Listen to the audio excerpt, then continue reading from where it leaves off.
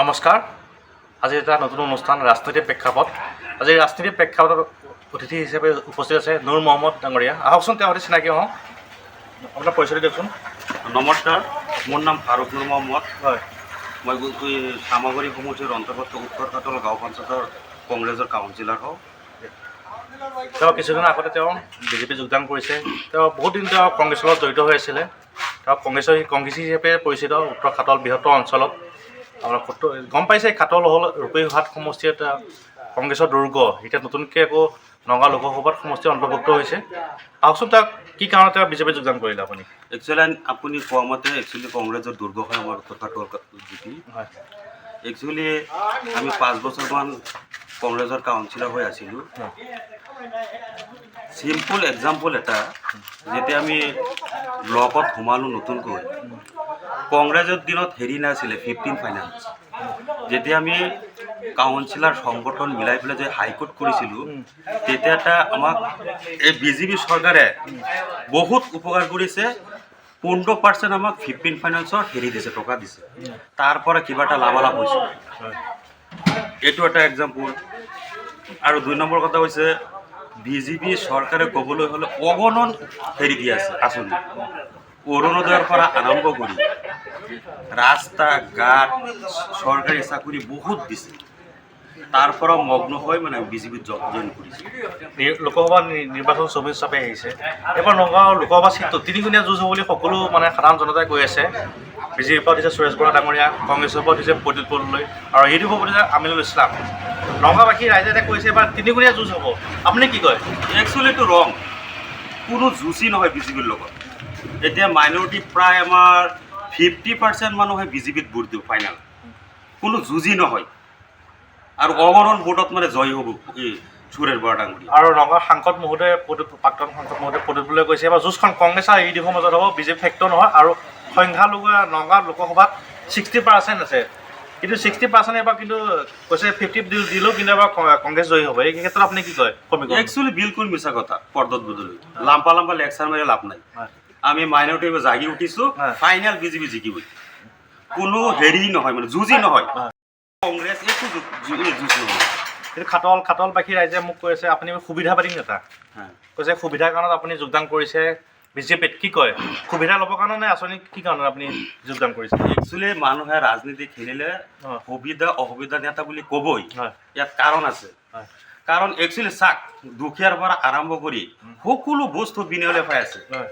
ইয়াত কি সুবিধা বুলি কৈ আছে মানুহে? যিকোনো আঁচনি হওক বিনামূলীয়া। এতিয়া আকৌ এটা নতুন আঁচনি দি আছে, যিসকলে ৰেচন কাৰ্ড আছে অট'মেটিকলি অৰুণোদয় পাব। কি বঢ়িয়া কথা। আপুনি ৰাইজৰ উত্তৰ খাটল ৰাইজৰ উন্নয়নৰ স্বাৰ্থত আপুনি বিজেপিত যোগদান কৰিছে নেকি? একদম 100% ৰাইজৰ কাৰণে, ৰাইজৰ উন্নয়নৰ কাৰণে। আপোনালোকৰ বিগত আগৰ 5টা বছৰ গৌৰৱ মুহূৰ্তে কিন্তু আপোনালোকে ইয়াত পদাৰ্পণ হোৱা নাছিলে। কি ক'ব? এটা বিপদত পৰি পেলাই যেতিয়া আমি ক্লাবৰ এটা নাইট খেল হৈছিলে আমাৰ উত্তৰ কাটল জিপি, তেওঁ কমচে কম 100 বাৰ মেছেজ কৰিছোঁ, 200 বাৰৰ ওপৰত ফোন কৰিছোঁ। তেওঁ এইবাৰ তোৰ ভাগ্যটো ভাল, আমি জাগি উঠিছিলোঁ। তেওঁ আহিলে ভোটৰ হ'লে মাৰিল হয় যে তেওঁ যে ভোটটো নিয়ে ফোন ৰিচিভ নকৰে, মেছেজ কোনো ৰিপ্লাই নিদিলে। আমি এটা বিপদত পৰিছিলোঁ পাৰ্মিশ্যনৰ কাৰণে। তেওঁ একোই ৰিপ্লাই দিয়া নাই। কেনেকুৱা নেতা কওক? এটা যদি যিজন সাংসদ এটা ফোন ৰিচিভ নকৰে, মেছেজ ৰিপ্লাই নিদিয়ে, তেওঁ ৰাইজৰ স্বাৰ্থ কি উন্নয়ন কৰিব? আমি বিপদত পৰিহে তেওঁক ফোন কৰিছিলোঁ যে এনেকুৱাতো ফোন কৰা নাই, ঠিক আছে আপুনি পইচা দিয়ক, অনুদান দিয়ক। তেওঁ ক'ৰ পৰা অনুদান দিব? তেওঁৰ হেৰি নাই, আৰু তেল ভৰোৱা পইচাই নাই। এনেকুৱা অৱস্থা চলি আছে। আকৌ এতিয়া গৈছে যোৰহাট। তেওঁ কৈছে যোৰহাটৰ পৰা ইলেকশ্যন খেলিবলৈ তেওঁ এই কেন্দ্ৰীয় চৰকাৰৰ যদি হেৰি হ'ব চৰকাৰ গঠন হ'ব, ইয়াৰ পৰা তেওঁ সলাই দিব। এতিয়া মই কৈছোঁ আমাৰ কলিয়াবৰত হেৰি আছিলে, তেওঁক কিবা এটা দেউতাকৰ পৰা আৰম্ভ কৰি ঘোঁৰালৈকে কিবা এটা মানুহৰ মাজত বস্তু সোমাই আছিলে। এতিয়া যে যোৰহাট গৈছে, তেওঁ যোৰহাট যে কেনেকৈ হাৰিব একদম আৰু ক'বলৈ নাই। বিজেপিৰ লগত তপন গগৈ ডাঙৰীয়া যে অনেক ভোটত জয় হ'ব। আৰু লগতে এবাৰ নগাঁও লোকসভাত ইউডিএফৰ পৰা দিছে আমিনুল ইছলাম ডাঙৰীয়া। ঢিং সমষ্টিত লোকেল বাসিন্দা। এবাৰ ইউডিএফৰ কিবা ফেক্টৰ হ'ব নেকি আপোনালোকে ভাবে নেকি? ইউডিএফ আমি ভবাই নাই। এতিয়ালৈকে আমিনুল ইছলাম চাহাবৰ চেহেৰাই দেখা নাই এতিয়ালৈকে। আমাৰ মাজত একমাহ আছে, তেওঁ ক'ত ফিল কৰি আছে? তেওঁ গড়ৰ সেই আহে পাহে ঘূৰি আছে।